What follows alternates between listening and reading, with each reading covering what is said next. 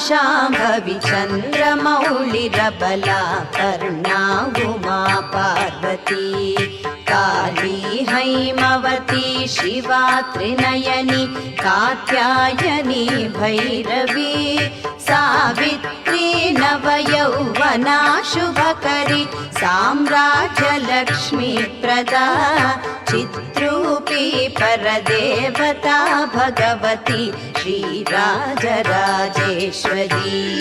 अम्बा मोहिनी देवता त्रिभुवनी आनन्दसन्दायिनी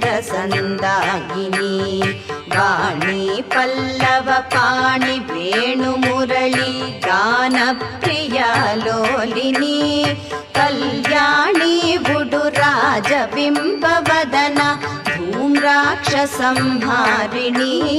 चिद्रूपी परदेवता